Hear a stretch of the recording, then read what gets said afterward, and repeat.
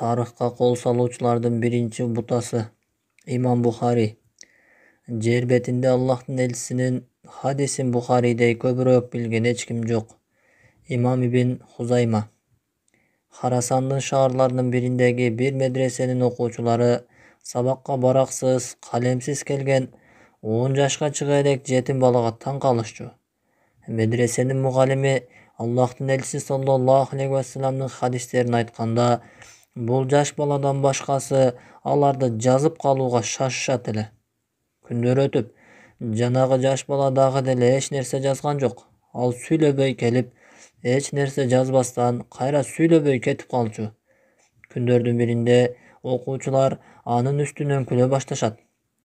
O'shanda janobi yosh bola o'quvchilarga ishonishdi qarab, yozganinglarni ochib, ani qarab turg'ular deb, alardan bir qancha aydan beri yozib yotgan hadislarni shatirata jatqa aytib beradi. Bu 10 yoshdagi bola alar yozib olgan hadislarning tekstlerini jana ani xabarlagan olimlardan chinjirin, hadisda aytgan olimlarning kimga aytgani to'g'ri ilm sanjirani taq aytib beradi. Onun ismi Muhammad ibn İsmail ibn İbrahim ibn al-Mughira ibn Bardisbah. Al tarixda İmam al-Buxoriy degan ism bilan belgili bo'lgan. Onun ismi hozirgi O'zbekistonda joylashgan Buxoro shahrına baylanışlı. Tarix olimlari aning tüpkü tegi jönündө har turli fikrlerdi aytishgan. Alardan kebirleri ani perslerden dese, kebirleri Araplardan deydi. Alemi 3-cü tobu ani Özbeklerden de aytishgan. Biroq tag'irog'i al Buxoroga bargan perslerden bo'ladi. Çınında persiyalik musulmonlar Allohning elchisi sallallohu alayhi vasallamning sunnatini saqlab qoluvda cho'ng salımların qo'shishgan. Allohning elchisi sallallohu alayhi vasallam ulug' sahoba Salman al-Farsiyning dalasına qo'lin qo'yib munday deb aytgan. Eğer iymon yıldızlarda ilinib tursa da, ağa bul qavmning adamlari jetmek. Chınlig'inda hadis olimlarining ko'pchiligi Pers qavmidan bo'lgan. Ulkan 6 hadis kitabining Kutub as-Sita avtorlari o'shul ulug' qavmdan bo'lishgan. İmam al-Buxoriy, İmam Muslim, İmam an-Nasa'iy, İmam Abu Davud, İmam at-Tirmizi jana İmam Ibn Majah. Alemi perslerden chiqib, ilimge ulkan salımların qo'shgan boshqa olimlarni qisqacha ayta turgan bo'lsak, ular İmam Abu Hanifa an-Nu'man, İmam al-Bayhaqi, İmam al-Hakim an-Naysaburi, İmam Darukutni, İmam at-Tabari jana İmam al-Qasa'i jana boshqalar. İmam Buxoriy Hijriyden 194-yılı Şavval ayının 10 günü Buxarada törölüp ilimli uy bülöde tarbiyalangan.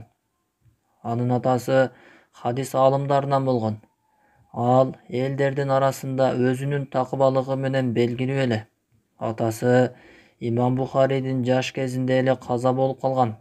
Oşentip Buxoriy atadan yetim kalıp apasının janında çoğuyot. Apası da takıba ayal bo'lganlıktan oğluna mıqtı dini tarbiya berүүgө hareket kılgan. Buxoriy yosh kezinde kapısından hech nerse körbey kalat.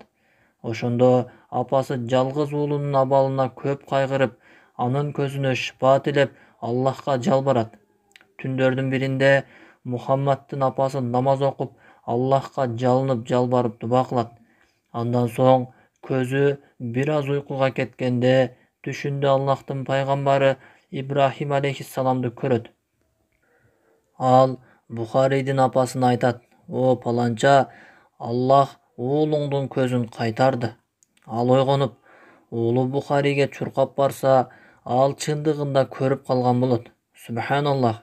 Balkim Buxoriyning qabul aluusunun күчтүүлүгү bala kezindegi közünün körbey kaluusunun sebebinendir.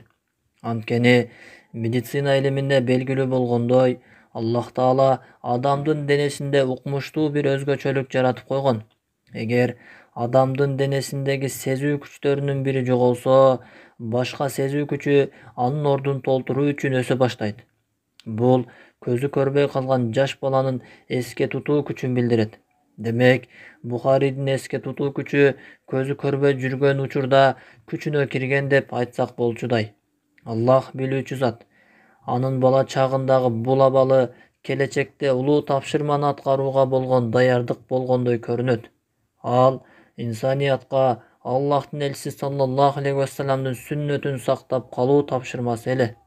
Ошондуктан Имам аль-Бухари бир өлкөдөн экинчи өлкөгө өтүп илим издеп жүргөн. Анын жашоосунда Аллахтын элчиси саллаллаху алейхи вассаламдын бир хадисин жазып калуу үчүн бир канча айлык сапарда жүргөн күндөрү да болгон. Имам Бухаридин илим издөөдөгү саякаты. Узак жылдык сапардан жана изилденүүдөн кийин Имам Бухари Аллахтын элчиси саллаллаху алейхи вассаламдын иштери, сүннөттөрү жана анын күндөрү тууралуу айтылган туура сахих хадистердин кыскача жыйнагы деген эмгегин жазган. Бул кийинчерээк Сахих аль-Бухари деген ат менен белгилүү болгон. Бул китеп бардык хадис китептеринин эң улугу. Имам Бухари китебине туура сахих хадистерди гана жыйнаганга аракет кылган. Ал хадистерди машакаттуу сапарларда жана өтө так изилденүүлөр менен 16 жылда жыйнаган. Имам Бухари китебин Меккедеги Аль-Харам мечитинде жазып баштаган. Ал ар бир хадисти 2 рекет намаз окуп анан жазган. Имам Бухари айткан: "Мен бул китебимде Аль-Харам мечитинде Аллахка 2 рекет намаз окуп, хадистин туура экендигине толук ынангандан кийин гана жазганмын." Чындыгында Аллах Таала бул китепке береке берип койгон. Анын айланасында түшүндүрүүлөр, кыскартуулар, кошумча түшүндүрүүлөр, комментарийлер жана башкалар жазылган. Бирок алардын баары Имам Бухаридин китебин карамайынча өтө алган эмес. Бул үммөттүн душмандары улуу китебибиз Куранга кол салышкандан кийин азыркы заманда Аллахтын элчиси саллаллаху алейхи вассаламдын сүннөтүнө өтүштү. Имам Бухаридин хадис китеби башка хадис китептердин эң туурасы болгондуктан тарыхка кол салуучулар аны бутага алышкан. Алар илим издөөчүлөрдүн арасынан кадыр баркты жана мал мүлктү жакшы көргөндөрүн тандап алып, аларды илимий изилдөө менен Имам Бухаридин китебине кол салууга жалдашкан. Алардын максаты жаштардын акылына Аллахтын китеби чечмелеген хадистерге болгон күмөндөрдү салуу.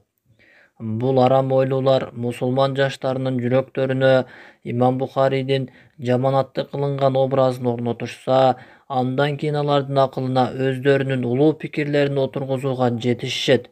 Бирок Аллахтын фазилети менен тарыхка кол салуучулар жана алар менен иштешкен ыплас адамдар пайгамбарыбыз Мухаммад алейхиссаламдын сүннөттөрүнө жете алышпады.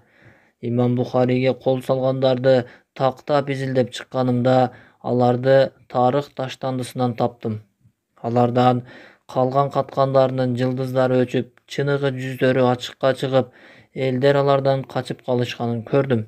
Ал эми момундардын Имам Бухариге, сүннөткө, сахабаларга жана бул үммөттүн улуу инсандарына болгон сүйүүлөрү дагы деле уланууда. Бул динди сактап турган Аллах Таалага чексиз шүгүрлөр болсун. Пенделердин арасынан бул диндин баалуулуктарын сактап калууга улуу инсандарды жиберип турган улуу Аллах Таалага чексиз мактоолор болсун. Бирок Имам Бухари жана андан кийинки хадис илиминин башка аалымдарынын баары ошол хадистерди Аллахтын элчиси Мухаммад саллаллаху алейхи вассаламдан угуп, сактап калган сахабаларга милдеттүү. Өзгөчө Йеменден чыгып, Аллахтын элчиси Мухаммад алейхиссаламдын хадистеринин көпчүлүк бөлүгүн жаттап калган сахабага көбүрөөк милдеттүү болушат. Йеменден чыккан бул улуу сахаба ким? Анын Аллахтын элчиси саллаллаху алейхи вассаламдын хадистеринин көпчүлүк бөлүгүн жаттап калуу себеби кандай болгон? Кезектеги улуу инсан